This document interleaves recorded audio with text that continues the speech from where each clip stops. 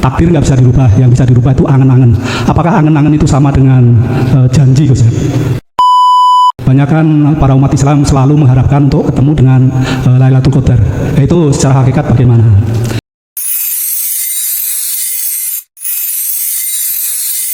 Assalamualaikum warahmatullahi wabarakatuh. Waalaikumsalam warahmatullahi wabarakatuh. Pertanyaan pertama, kita tahu tadi bapaknya juga sudah menjelaskan bahwa makhluk itu sifatnya tidak bisa manfaat, mencegah mudarat. Yang kami pertanyakan adalah ini kan banyak dari kaum rekan-rekan kita yang senang dengan ziarah ke makam para wali, Gus. Itu seyogianya bagaimana? Atau secara hakikatnya bagaimana? Itu yang terbaik, gitu, Gus. Yang kedua, ini sudah mendekati bulan Ramadan, Gus. Banyak kan para umat Islam selalu mengharapkan untuk ketemu dengan Lailatul Qadar. Itu secara hakikat bagaimana? Kemudian yang ketiga, Gus, yang terakhir, tadi dijelaskan bahwa takdir nggak bisa dirubah, yang bisa dirubah itu angan-angan. Apakah angan-angan itu sama dengan janji, Gus? Artinya kalau kita misalkan punya angan-angan pengen apa terhadap orang lain, misalkan pengen memberikan sesuatu atau bagaimana, tapi ternyata angan-angan itu nggak tersampaikan. Apakah itu juga ya sama dengan yang dikatakan itu jadi hutang, gitu? Matur nuwun, Gus. Assalamualaikum warahmatullahi wabarakatuh. Waalaikumsalam warahmatullahi wabarakatuh. Malakum dzarraw wala naf'an. Allah mengatakan terkait masalah makhluk, seluruh alam apapun itu tidak punya sifat mendatangkan manfaat, ada manfaati atau naf'uz dzarrah, atau mencegah bahaya atau bala. Di dalam Al-Quran yang telah kami gali sekitar ada 11 ayat yang mengatakan bahwasanya selain Allah itu tidak punya hak untuk bisa mendatangkan manfaat dan mencegah mudarat atau bala. Artinya walaupun secara dohir seakan-akan makhluk itu yang bisa memberikan manfaat, tapi sebetulnya itu adalah Allah. Itu tadi sesuatu di balik makhluk ada yang rahasia yang mereka tidak mengetahui. Akhirnya jatuhnya iman pada makhluk. Hati kita meyakini makhluk itu yang bisa memberikan manfaat, makhluk itu yang bisa nyantet. Nah gitu toh. Itu pelajaran TK dulu, Bian. Tinggalkan. Ayo naik yang sebetulnya. Walaupun secara real, dohir, realita makhluk, tapi jenengan nggak boleh iman jatuh pada makhluknya. Nggak boleh. Jenengan tidak akan jatuh pada iman makhluk tatkala Anda sudah tahu rahasia di belakang makhluk itu. Siapa sebetulnya sang yang aktor itu? Berkenaan dengan hal itu, pertama terkait ziarah, bagaimana sebenarnya? Tetap ziarah kan itu kan mendatangi makhluk yang kita anggap sebagai kekasih Allah. Dan para kekasih Allah nggak mengenal mati. Cuman kita yang tidak tahu kalau dia itu hidup. Sama. Walaupun secara dohir jenengan iku mendatangi sesama makhluk, tapi iman sampai jatuhnya harus pada yang sebenarnya. Siapa? Allah Subhanahu wa Ta'ala. Wajib hati sampai iku metuki Allah. Lho ngoten lho. Carane jenengan nafikanlah, tiadakanlah seluruh makhluk apapun. Ini bahasanya tauhid, namanya tajalilah, bertajalilah. Apa tajali? Meniadakan keakuan makhluk dan menetapkan keakuan Allah. Jikalau ada berkah sebab ziarah jenengan, jangan pernah hati berkahnya datangnya dari makhluk. Hati sampean tetap berkahnya, imannya wajib dari Allah. Sama dengan ngaji ini lah. Mau nih ada yang nggak paham, terus bisa dibuka paham. Jangan pernah sampai beriman pada kelason. Kelason ini makhluk. Tapi berimanlah kepada yang sebenarnya, siapa di balik klasonnya. Paham ya? Ini jangan digoreng loh ya. Kok digoreng sampean menuduh oh klason ngaku-ngaku sebagai Allah. Lah iki payah iki. Iki ngajine gak nutup iki nek ngoten. Gak iso. Bon, itu yang pertama. Yang kedua, Lailatul Qadar. Lailah itu adalah malam, Pak. Malam sifatnya itu sepi, gelap. Artinya apa? Siapa yang mau menggelapkan hatinya dari padang dunya? Artinya siapa yang menafikan selain Allah di dalam dirinya? Qadrin, ketetapan bertemu itu pasti.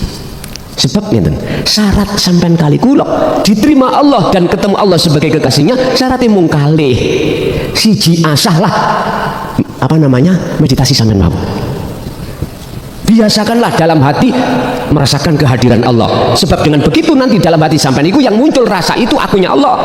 Yang kedua, wala yusyrik bi ibadati rabbi ahada. Jangan pernah ada dalam hatimu ada wujud selain Allah. Udah syarat, simpel Pak. Simpel sekali. Bapak Ibu hadirin jamaah rahimahullah, itulah sebetulnya Lailatul Qadar. Secara hakikat tidak menunggu bulan puasa Pak, Ramadan, enggak. Setiap saat dan waktu, jikalau hilangnya dalam dirimu atas dirimu sebagai makhluk, maka itulah Lailatul Qadar.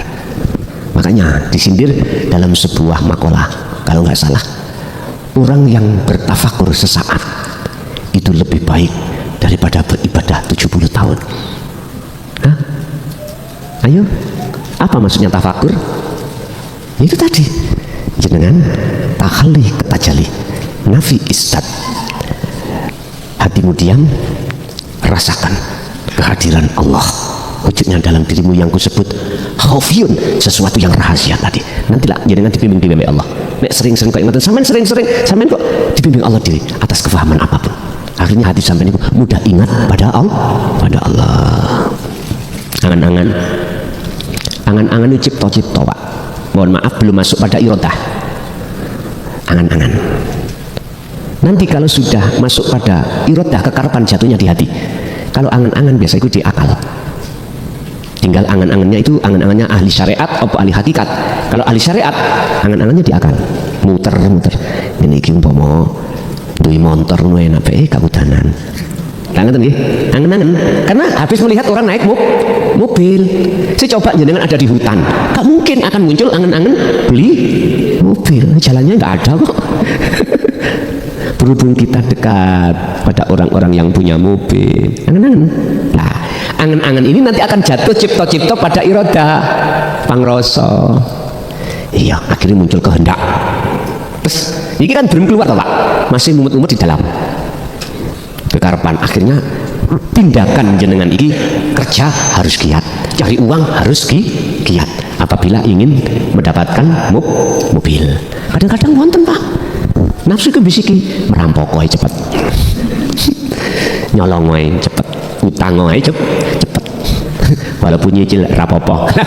Sing penting wujud kekarepan iku nyoto. Pak, mohon maaf, jikalau ada kehendak seperti itu, tolong sekali lagi jenengan biar gak ketipu. Tolong jangan pernah jenengan akui, biar tidak membahayakan kelangsungan kehidupan jenengan berikutnya.